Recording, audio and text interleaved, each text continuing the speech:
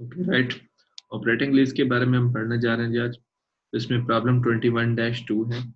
तो आप देखेंगे कि किस तरीके से हम लेसर और लेसी की बुक्स ऑफ अकाउंट्स में ऑपरेटिंग लीज की ट्रांजैक्शंस को या ऑपरेटिंग लीज के एग्रीमेंट को हम अकाउंट फॉर करते हैं। तो फर्स्ट ऑफ ऑल क्वेश्चन की रीडिंग करते हैं। Cleveland Incorporation leased a new crane to Abrendo Construction under a 5 years non-cancelable contract starting January 1st 2014। अब क्लीवलैंड जो है ये हमारे पास लेसर है, क्योंकि इसने क्या किया है, लीज पे दिया है एक क्रेन। किसको दिया है? टू एब्रेंडो। तो ये हमारे पास क्या है? लेसी है। तो first of all in parties को भी हमने एक्सट्रैक्ट करना है कि ये कौन सी पार्टी है। तो ये हमारे पास क्या है? लेसी है। और ये हमारे पास क्या है? लेसर है। अच्छा जी, January 1st 2014 को ये कॉन्ट्रैक्ट हुआ है और कितने टाइम पीरियड का है? 5 years का। Term of the lease require payments of 33,000 each January 1st starting 1st January 2014। जैसे एनुटी ड्यू की तरह हर साल साल के शुरू में ये रेंटल पेमेंट पे करना है। क्लीवलैंड, अब क्लीवलैंड कौन है? लेसर है। Cleveland will pay insurance taxes and maintenance charges on the crane which has an estimated life of 12 years or fair value is 240,000। Cleveland जो लेसर है, एग्जीक्यूटरी कास्ट जो इंश्योरेंस टैक्स एंड मेंटेनेंस है वो खुद पे कर रहा है। और लाइफ जो है एसेट की कितना है? 12 years है। Fair value 240,000 and a cost to Cleveland that is also 240,000। The estimated fair value of the crane is expected to be 45,000 at the end of the lease term. No bargain purchase option or renewal options are included in the contract. Both Cleveland and Abrindo adjust and close books annually at December 31st. Collectibility of the lease payment is reasonably certain, and no uncertainties exist relative to unreimbursable lesser's costs.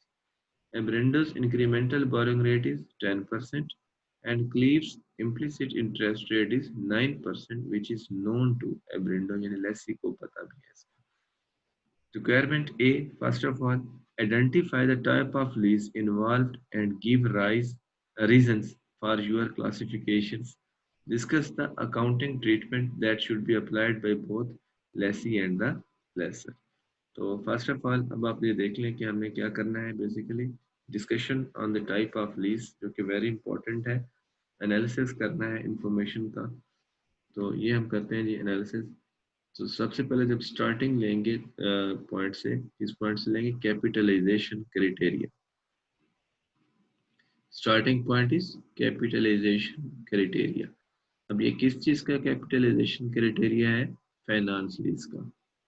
अगर तो इस criteria पे वो इसमें पूरा उतरते हैं तो फिर तो ये फाइनेंस लीज होगा, और अगर इस पे पूरा नहीं उतरते तो ये ऑपरेटिंग लीज होगा।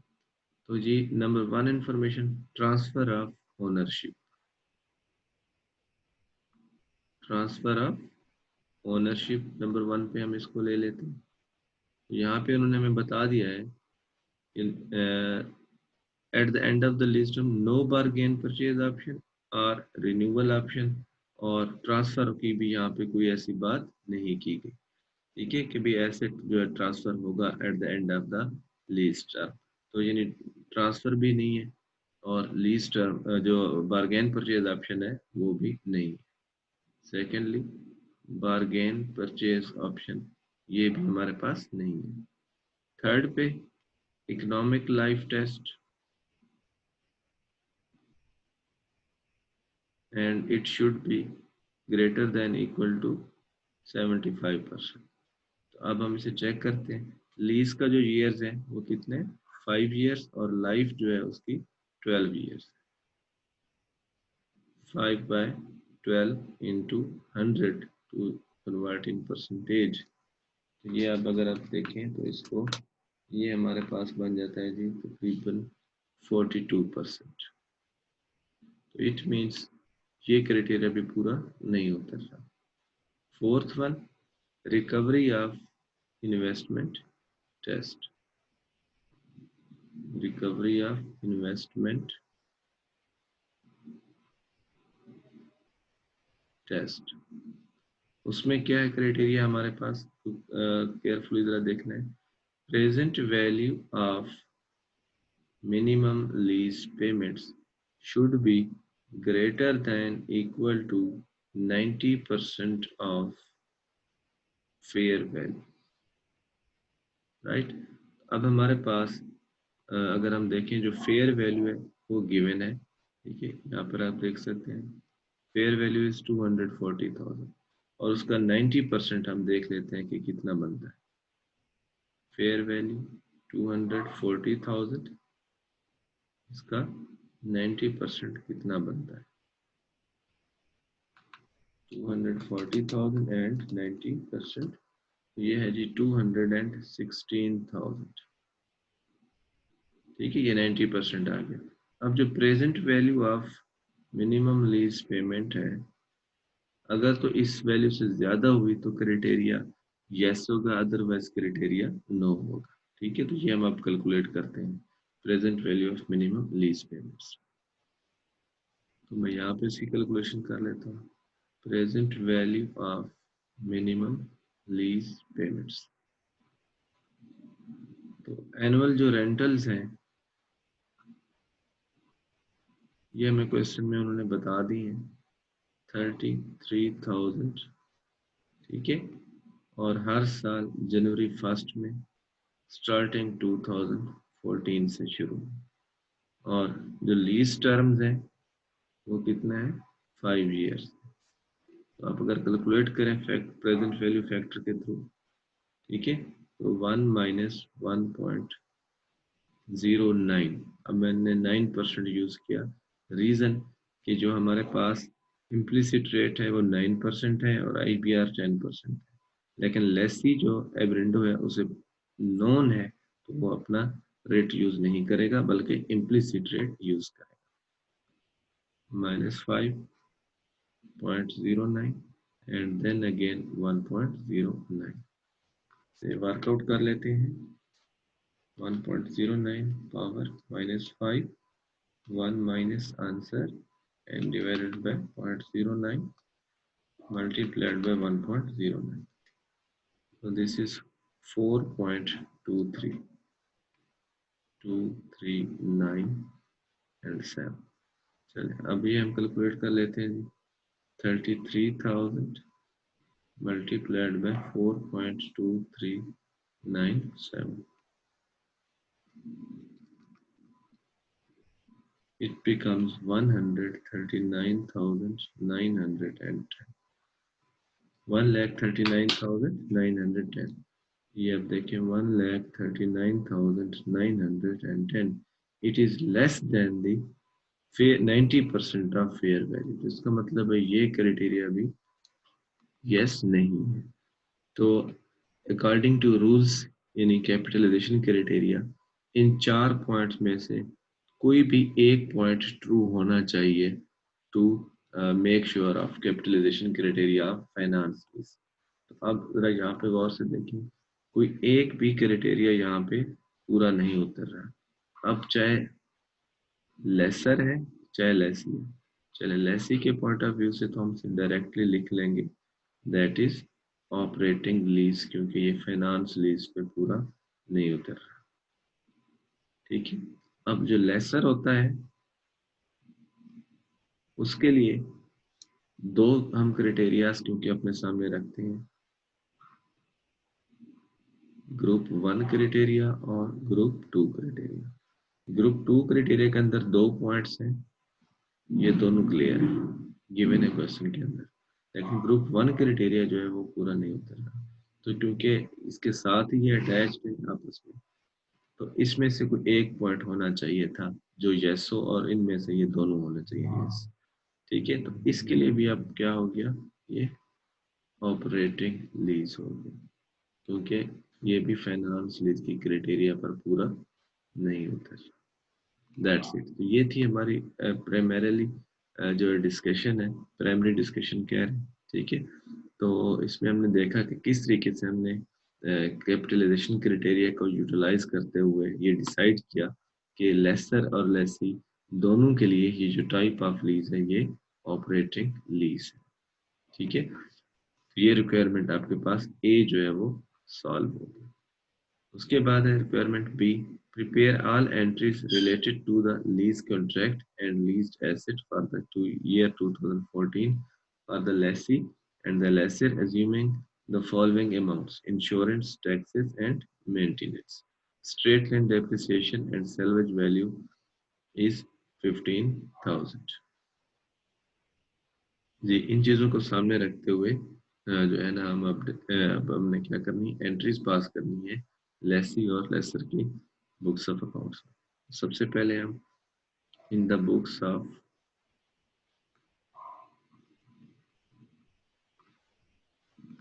लेसी, ठीक है, जब ऑपरेटिंग लीज होता है तो यहाँ पे हेडिंग भी डाल लेते हैं, दिस इज ऑपरेटिंग लीज। जब ऑपरेटिंग लीज होता है तो लेसी जब अपने बुक्स ऑफ अकाउंट्स में एंट्रीज करेगा तो ना ही वो एसेट रिकॉर्ड करता है कि भी मैंने कोई एसेट लिया हुआ है, और ना ही वो लायबिलिटीज रिकॉर्ड करता है। जस्ट वो ऐसे है जैसे रेंट ए कार पे हम एक कार रेंट पे ले जाते हैं और वापस दे जाते हैं, यानी जस्ट वो क्या करेगा, रेंट पे करता रहेगा और अपने पास एक्सपेंस लिखता रहेगा। तो ये देखें, 1 जनवरी 2014 को लेसी क्या कर रहा है, rent expense debit with amount 33,000 जो उनसे डिसाइड किया हुआ है, और बैंक या कैश अकाउंट क्या हो जाएगा, क्रेडिट हो जाएगा विद अमाउंट 33,000। That's it. अब देखो लेसी जो है अपने पास ना ही एसेट रिकॉर्ड कर रहा है ना ही लायबिलिटी, यानी हालांकि वो एसेट यूटिलाइज कर रहा है, तो इसलिए इस चीज को कहते हैं कि ना ही वो एसेट रिकॉर्ड कर रहा है ना वो liability. Of balance sheet financing, of balance sheet financing का एक कंसेप्ट यूज होता है, ऑफ बैलेंस शीट फाइनेंसिंग। ठीक है, क्योंकि ना ही उसने एसेट रिकॉर्ड किया बैलेंस शीट में और ना ही कोई लायबिलिटी रिकॉर्ड की बैलेंस शीट के अंदर। ठीक है, जस्ट उसने क्या किया, रेंट जो है वो पे किया और वो रेंट क्या करेगा, पे करता रहेगा। इसी तरीके से कब तक, 5 इयर्स तक, जब तक कि उसकी लीज टर्म्स है। राइट, इसके अलावा जो लेसी है वो कोई भी एंट्री नहीं करेगा टिल 50 इयर्स, यानी 5 साल वो हर साल के शुरू में सिर्फ रेंट पे करता रहेगा। That's it. अब हम जब आते हैं लेसर की बुक्स ऑफ अकाउंट्स में, तो लेसर के पास तो क्योंकि एसेट ऑलरेडी मौजूद है, क्योंकि उसने जब खरीदा था तो ये एंट्री की हुई होगी, एसेट अकाउंट डेबिट और बैंक अकाउंट जब उसने पेमेंट की तो क्रेडिट। अब एसेट उसकी बुक्स ऑफ अकाउंट्स में क्या है, मौजूद है। तो लेसर अब अपने पास क्या करता रहेगा, एंट्री में हर साल ये रेंटल पेमेंट रिसीव करेगा, बैंक अकाउंट 33,000, और rental revenue, rental revenue credit होगा 33,000 से। नंबर 1। नंबर 2, उसने क्या करना है, एसेट क्योंकि इसी के पास रिकॉर्ड है तो उसकी डेप्रिसिएशन भी क्या होगी, इसी के पास रिकॉर्ड होगी। ठीक है, और दूसरा जो है इसके पास और क्या रिकॉर्ड होगा कि जो वो एग्जीक्यूटरी कास्ट के आइटम्स हैं वो भी वो खुद रिकॉर्ड करता रहेगा। अगर उसकी कोई पेमेंट डेट बताई है तो उसी डेट पे ही वो मेंशन कर देगा, otherwise December 31st। Insurance, taxes and charges on the crane. ठीक है, बस ये भी आप उसी डेट के साथ ही लिख लें, 1 जनवरी के साथ, क्योंकि हमने ये देखी है चीज़ें कि नॉर्मल साल के शुरू में भी पे कर देते हैं। इंश्योरेंस,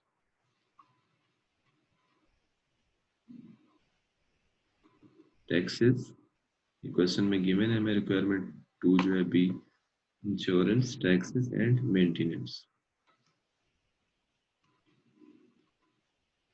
एंड मेंटेनेंस एक्सपेंसेस, और बैंक अकाउंट क्रेडिट ये इसने डिफरेंट पार्टीज को पे किया। कितना कितना अमाउंट है? इंश्योरेंस है 500, 2000 एंड 650। 500, 2000 एंड 650। सम अप कर लेते हैं इसको, 3150। ठीक है, तो ये उसने पेमेंट्स करना। उसके बाद 31 दिसंबर जब आएगा, ये डेप्रिसिएशन रिकॉर्ड करेगा। Depreciation expenses to accumulated depreciation. अब देखें लेसर रिकॉर्ड कर रहा है, रीजन क्योंकि लेसी की बुक्स ऑफ अकाउंट्स में वो एसेट रिकॉर्ड ही नहीं है। तो जिसकी बुक्स ऑफ अकाउंट में एसेट एग्जिस्ट कर रहा होगा वही उसकी डेप्रिसिएशन कैलकुलेट करेगा। तो डेप्रिसिएशन के लिए अब हमारे पास जो एसेट की वैल्यू है, जो लेसर है, 2,40,000, और डेप्रिसिएशन के साथ साथ कैलकुलेशन के साथ साथ जो हमने रेजिजुअल वैल्यू बताई हुई है वो है 15,000। और अब लेसर के पॉइंट ऑफ व्यू से जो इसकी डेप्रिसिएशन हम कैलकुलेट करेंगे, क्योंकि लेसर के पास तो ये एसेट मौजूद है, इसमें लीज लाइफ नहीं लेंगे, इसका ख्याल करना है, क्योंकि लेसर के पास तो ये पूरी लाइफ के लिए मौजूद है जो उसकी यूजफुल लाइफ है। ठीक है, जब आप इसे कैलकुलेट करते हैं 2,40,000 माइनस 15,000 एंड डिवाइडेड बाय 12, इसकी जो एनुअल डेप्रिसिएशन बन जाएगी वो है 18,750। That's it, 18,750। तो इसके अलावा जो है लेसर अब अपने पास कोई और एंट्री रिकॉर्ड नहीं करता। उसके पास बस ये 3 एंट्रीज हैं जो आपने रिकॉर्ड कर ली, ये लेसर की बुक्स में हो। ठीक है, इसमें कोई क्वेश्चन है तो आप फर्दर पूछ सकते हैं।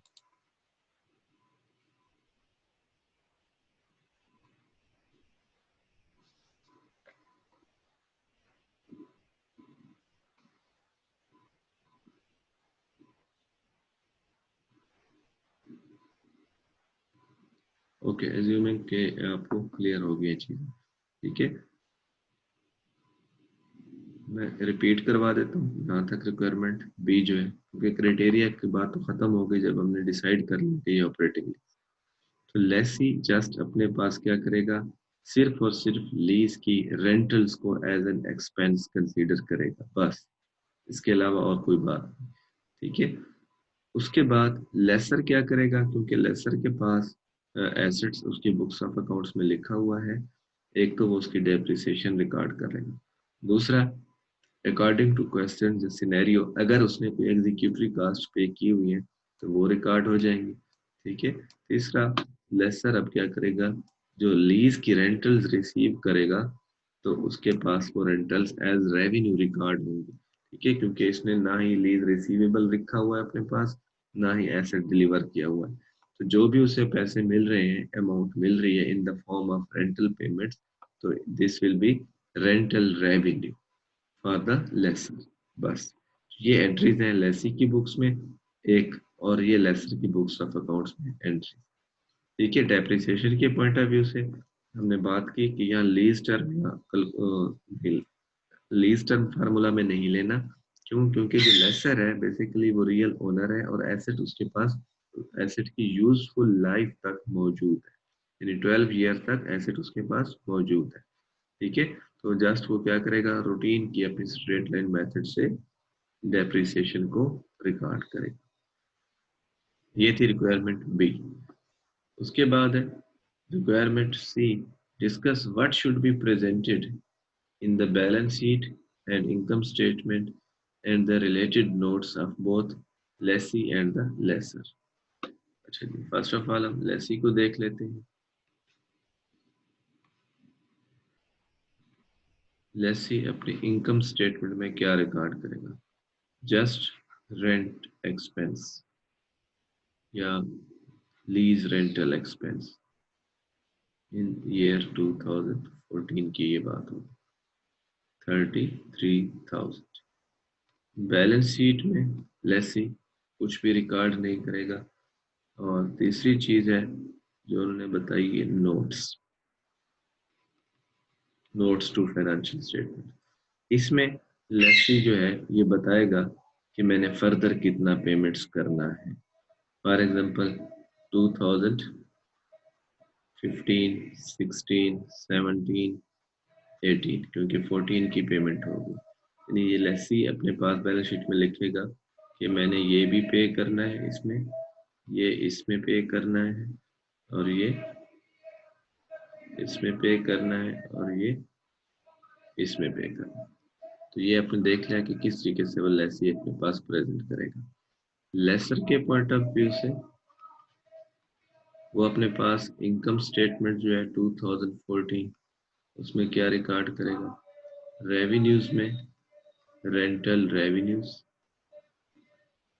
रेंटल रेवेन्यूज 33,000, और एक्सपेंस के पोर्शन में डेप्रिसिएशन भी रिकॉर्ड करेगा 18,750, इंश्योरेंस रिकॉर्ड करेगा 500, टैक्सेस 2,000, एंड मेंटेनेंस 650। ठीक है। और बैलेंस शीट में अगर हम बात करें, ये उसका एसेट था 2,40,000 का, उसमें से अकमुलेटेड डेप्रिसिएशन वो माइनस कर देगा 18,750, क्योंकि उसी की बुक्स में उसका अपना एसेट है, तो बाकी उसकी क्या हो जाएगी, कैरिंग वैल्यू रिकॉर्ड हो जाएगी 2,40,000 माइनस 18,750, 221 एंड 250।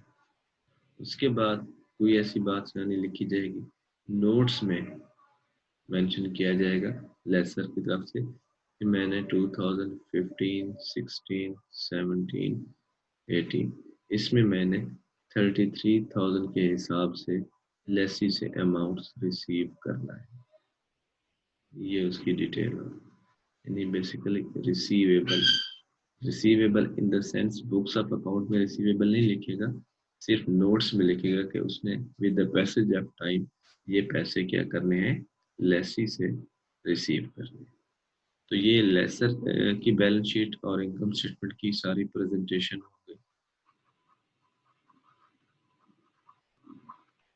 और ये लेसी की जो है प्रेजेंटेशन हो गई कि वो किस तरीके से चीज़ों को जब ऑपरेटिंग लीज होगा तो लेके चलेगा।